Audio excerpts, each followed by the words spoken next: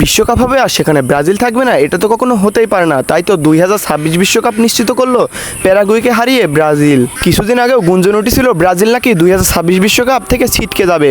বারবার নতুন কোচের অধীনে ব্যর্থতা হওয়ার পর কোচ কার্লো আনচেলত্তিকে ব্রাজিল দলের ডাগ আউটে ফেরানোর পর যেন সুখবর মিলল।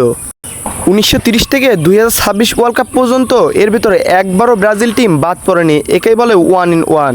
পৃথিবীর ইতিহাসে ব্রাজিলই একমাত্র দল যারা কিনা বিশ্বকাপ কোয়ালিফাই থেকে একবারও ছিটকে যায়নি।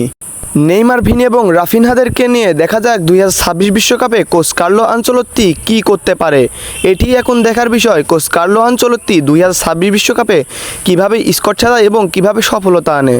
তো আপনাদের কাছে কি মনে হয়, ব্রাজিল পারবে কি 2026 ওয়ার্ল্ড কাপ জিততে? কমেন্ট করে জানান এবং আপনি কোন দলে সাপোর্ট করেন তাও কমেন্ট করে জানাতে পারেন। আর ভিডিওটি না টেনে দেখার জন্য সকলকে ধন্যবাদ। ভালো লাগলে একটি লাইক, কমেন্ট এবং শেয়ার করে দিবেন। আর খেলাধুলার নিত্য নতুন আপডেট পেতে আমার এই চ্যানেলটি সাবস্ক্রাইব করে পাশে থাকুন। ধন্যবাদ। আসসালামু আলাইকুম।